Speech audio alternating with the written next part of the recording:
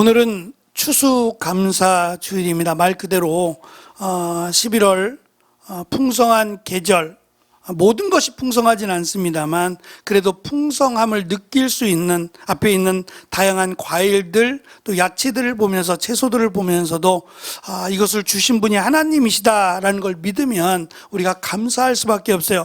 이런 것들도 이렇게 풍성하게 예쁘게 아름답게 키워주신 하나님이 가장 기쁘다 하신 우리 사람을 하나님이 얼마나 사랑하실까요?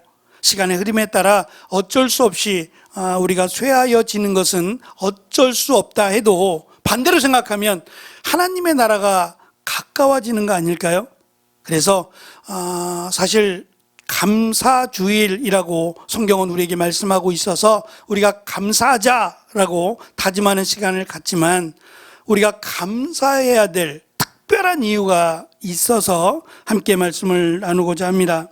특별히 빌립보 교회에서 사도 바울이 우리가 읽은 오늘 4절부터 7절까지의 말씀 속에서는 세 가지를 명령합니다. 첫째는 기뻐하라. 두 번째는 선하고 친절하다는 것을 알게 하라. 세 번째는 감사함으로 하나님께 기도하라고 하는 세 가지의 명령을 합니다. 세 가지는 언뜻 보면 서로 연결이 없는 것처럼 따로 떨어져 있는 것처럼 보이기도 하고 지금 빌립보 교회 성도들의 상황이 기뻐할 만하지 않아요. 예를 들면 교회 안에 반대하는 이들이 있어요. 그 믿음 생활을 하는 이들을 반대하고 괴롭히는 이들이 있었고 지금 바울은 빌립보 교회에 보내는 편지가 감옥에 있을 때 보내는 거예요. 그러니까 자기들을 가르쳐야 될 선생님이 사도가 감옥에 있으니 염려 가운데 있을 수밖에 없고요. 또 교회 안에 질투와 경쟁심으로 일어나는 분열의 조짐이 있었어요. 이러한 상황 속에서 사도 바울이 지금 감옥에 있으니까 지금 빌립보 교회의 상황을 모르니까 그들의 아픔을 모르니까 이런 말을 한다라고 오해할 수 있을 만한 기뻐해라. 너희가 착하고 선한 일을 해라. 너희가 감사함으로 기도하라 라고 하는 명령을 한 거지. 만약에 알았다면 빌립보 교회의 이런 상황을 알았다면 이렇게 편지를 보냈겠는가 라고 오해할 만하단 말이에요. 특별히 기뻐하라 라고 하는 말은 우리가 한번 생각해 보세요. 언제 기뻐합니까? 좋을 때 기뻐하죠. 내가 원하는 것이 이루어질 때 기뻐하고 무언가 행복할 때 기뻐해요. 그것이 세상사입니다. 그런데 바울은 지금 감옥에 있어요. 예수님의 말씀을 전한다는 이유만으로 지금 감옥에 들어가 있는 겁니다. 감옥이라고 하는 것은 죄를 지은 사람들이 사는 곳이에요. 바울이 지은 죄라고 하는 것은 황제를 신으로 섬기지 말고 십자가에 달려 죽은 예수를 믿으라. 그를 믿으면 구원을 받는다라고 하는 이 말을 전하기 때문에 감옥에 간 거예요. 근데 바울은 그 감옥 안에서 지금 죄수가 된 그런 상황이 기쁘다고 말하고 있어요. 또 빌립보 교회의 어려운 상황 가운데 기뻐하라고 말할 수 있어요. 말하고 있는 겁니다. 그 이유는 그들의 상황을 보지 말고 그 상황 너머에 교회를 세우신 그 주인이 예수님이기 때문이에요.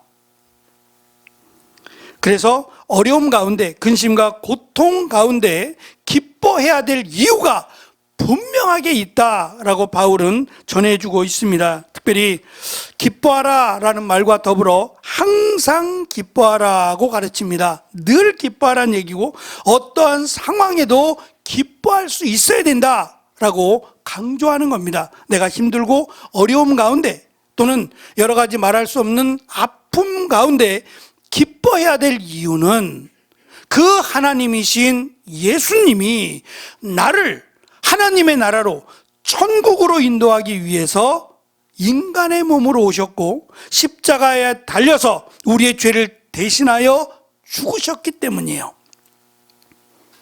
만약에 천국에 들어가는데 입장료가 있다면 영원한 천국입니다. 지옥이 아니라 천국에 들어가는 입장료가 있다면 얼마나 될까요?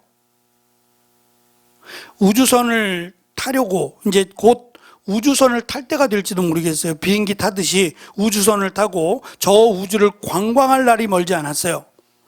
그런데 지금 우주선을 타고 우주를 관광하려면 그 비용이 1억 이상을 내야 된답니다. 어떠세요? 가보고 싶으세요? 근데 예약이 다 찼대요. 우리한테는 1억이 큰 돈인데 1억이 비행기 값밖에 안 되는 이들이 많나 봐요. 1억 정도는 뭐 이럴 사람들이 많나 봐요. 예약이 다 찼대요. 언제쯤 우리가 가게 될지 모르겠지만 그 우주를 보는 것만 해도 신비롭잖아요. 그 우주를 보는 것만 해도 1억이 아깝지 않다면 하나님의 나라입니다. 천국이에요. 얼마가 필요할까요? 그런데 예수님을 믿으면 공짜랍니다. 그래서 사실은 더 가치가 없게 느끼는 사람도 있어요. 비싸면 비쌀수록 좋아 보이기도 하잖아요. 좋은 게 비싸듯이 천국에 들어가는 비용이 100억이라 그러면 아마 100억을 내서라도 들어가고 싶은 사람이 있을 거예요. 있다면 말이에요. 없어도 어떻게 해서라도 만들려고 할지도 모르겠습니다. 진짜 천국이 있고 그 천국이 영원히 하나님과 함께 사는 곳이라면 말입니다. 그런데 하나님이 영원히 함께 할 수 있는 하나님이 만든 천국이 있습니다. 그것을 믿기 때문에 교회가 존재하는 것이고 그것을 믿기 때문에 성도들이 있는 거예요.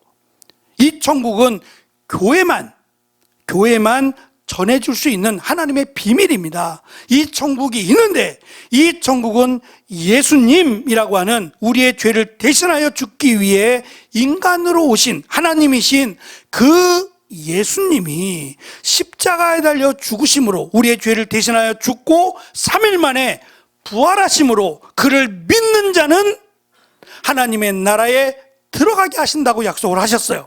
그걸 어떻게 믿냐고요? 내가 예수님을 믿으면 그것이 표예요.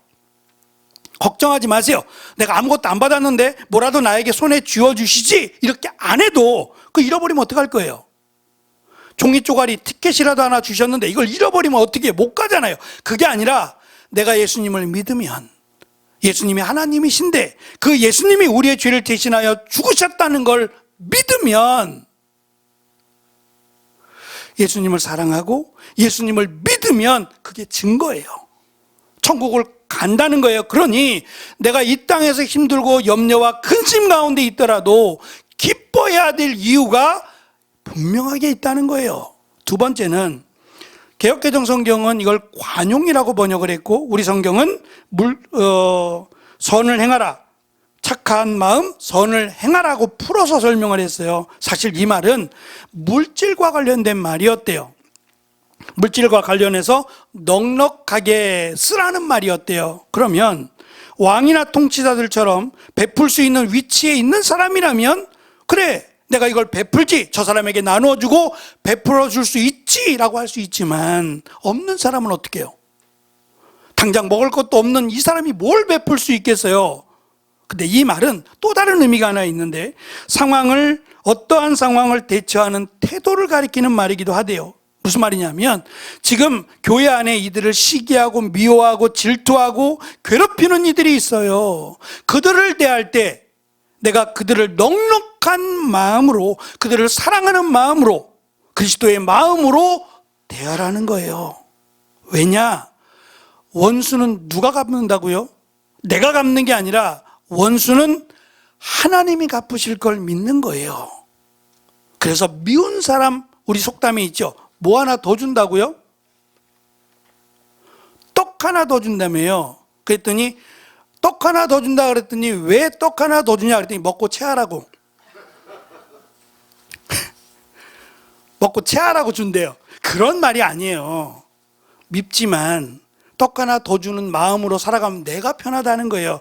누가 불편해요? 내가 불편해요. 미워하고 살면 저 사람은 몰라요. 내가 불편해요. 내가 힘들고 그래서 그것을 하나님이 해결해 주실 것이다 라고 믿고 나는 그냥 밉지만 미운 사람 정말 떡 하나 더 주듯이 그를 위해서 기도해주고 그가 잘 되기를, 그가 정말 하나님을 잘 믿도록 기도해 주라. 그러면 하나님이 기도하는 사람에게도 복을 주실 뿐만 아니라 이 문제도 해결해 주실 것이다 라고 하는 은혜의 말씀이에요.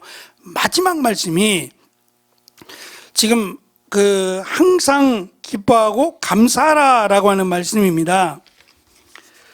근데 사실 이 감사라고 하는 단어가 우리가 2000년 전에 썼던 언어를 헬라어, 지금의 그리스어하고 비슷한데 헬라어라고 부르는데, 그 2000년 전 언어가 간혹 우리에게 쓰여져요. 간혹 쓰여지는 언어, 특별히 이제 철학이라든지 또는 예술 분야, 음악이라든지 이런 분야에서는 아직도 이 단어가, 헬라어적인 단어가 지금도 사용이 되는데, 그 가운데 하나 아이돌 그룹, 잘 모를 수도 있어요. 좀 지난 아이돌 그룹 가운데 카라라고 하는 아이돌 그룹이 있었는데, 이 카라라고 하는 뜻이 기쁨인데, 이 카라, 기쁨이란 뜻이 두 배의 기쁨, 정말 큰 기쁨, 이게 감사예요. 진짜 무엇과도 바꿀 수 없는 큰 기쁨이라고 하는 단어가 감사라고 하는 단어예요. 근데 이 감사라는 단어가 기쁨이라는 단어에서 나오기도 했지만 또 한편으로는 은혜라고 하는 단어와 어원이 같아요. 다시 말하면 기쁘다, 감사하다, 은혜를 받았다라는 단어가 같이 포함되어 있는 단어가 바로 이 단어예요. 같이 공부하는 목사님 중에 어느 목사님이 이런 이야기를 해줬어요. 자기가 학교 다닐 때 학교를 가다 보면 늘 만나게 되는 한 40대 아주머니가 있었대요. 근데 이 아주머니는 볼 때마다 학생들에게 100원만 그랬대요. 그래서 이 아주머니의 별명이 막달라 마리아예요. 그래서 왜 막달라 마리아냐 그랬더니 막 달라 그러니까 100원만 막 달라 그러니까 막달라, 그리고 달라 그러니까 마리아라고 이름을 붙여서 막달라 마리아래요. 그래서 이 막달라 마리아 아줌마는 매일같이 와서 학생들 보면 그때 당시에 100원이에요. 지금 100원이 아니고 100원만, 마치 내 것처럼 100원만 그러더래요. 그러니까 학생들이 주기 위해서 100원을 챙기기도 하고, 어떤 친구들은 100원을 챙겨서 주기도 하고, 또 어떤 친구들은 그냥 빨리 지나가고 못 주면 미안하기도 하고, 그러니까. 근데 아침마다 만나니까 조금 귀찮기도 하고, 그래서 생각했대요. 막달라 마리아처럼 저렇게 막 달라고 기도하면 하나님이 주실까? 그런 생각을 했대요. 저분은 그냥 마치 막 달라듯이 달라 그러잖아요. 우리도 기도할 때 하나님한테 막 달라고 조르고 있는 건 아닌가? 라고 하는 생각을 해봤대요. 그래서 주시기도 해요. 막 조르고 달라고 막 힘쓰니까 하나님이 주시기도 하지만, 사실 성숙한 믿음의 사람들은 이렇게 쫄라서 기도하지 않아요. 급할 때는 기도해요. 제가 조르지 말라는 거 아니고 막 달라고 하지 말라는 거 아니에요. 그러나 무조건 그렇게 기도하는 건 아니에요. 그래서 지금 어려운 상황 가운데 있는 빌립보 교회에게 너희가 염려와 근심이 있다, 지금 너무 힘든 거 안다, 그러나 내가 감옥에서 기뻐하는 이유가 있다, 그것은 예수 그리스도의 복음의 위대함을 알기 때문이다. 우리는 이 땅에 언제까지나 살 존재는 아니다. 내가 언제 주님이 나를 데려가시고 언제 내가 죽임을 당할지라도 나는 기뻐할 수밖에 없다. 왜냐하면 천국을 갈 거니까. 이것을 저는 믿음이라고 말하고 싶고, 이것을 진정한 감사라고 말하고 싶어요. 2024년 시작하고요, 이제 한 달 보름도 채 남지 않았어요. 분명히 시간은 올 거고요, 2024년 마지막 송구영신 예배를 드릴 때가 곧 올 겁니다. 한 해가 어떠셨나요? 빠르다라고 느끼신 분도 있고, 올 한 해는 너무 길었어 라고 느끼신 분도 있을지 모르겠어요. 어쨌든 지나간 시간을 잡을 수 없어요. 그래서 시간은 뒤에 머리가 없다는 말이 있어요. 머리라도 있으면 좀 잡을 텐데 머리카락이 없어서 시간은 뒤에 머리카락이 없대요. 못 잡는다는 거죠. 그러나 오는 시간을 준비할 수는 있어요. 그래서 이 감사하는 감사의 절기가 1년을 마무리하는 시간에 둔 이유가 한 해를 돌아볼 뿐만 아니라 2025년을 다시금 준비하자라고 하는 의미도 저는 있다고 생각합니다. 우리가 감사할 수 있는 이유는 힘들고 어렵고 염려 가운데 있을 수 있어요. 그러나 염려함으로 그 길을 한자나 염려함으로 그 시간을 느릴 수 없다. 오히려 스트레스만 받지요. 그 염려를 내려놓으라고 말씀하셨어요. 주께로 가지고 오라 라고 말씀하셨으니까 우리가 감사를 하면서 혹시 마음에 근심이나 염려가 있으시면 이것을 주님께 내려놓으시고 내가 왜 기뻐해야 되고 왜 감사해야 되는지 바로 예수님 때문에 기뻐할 수 있다, 감사할 수 있다 라고 하는 이 믿음으로 2024년을 은혜 가운데 잘 마무리하고 2025년 힘있게 기쁨과 은혜와 감사로 살아가는 귀한 시간의 삶을 사는 우리 모두가 되기를 축원합니다. 기도하겠습니다.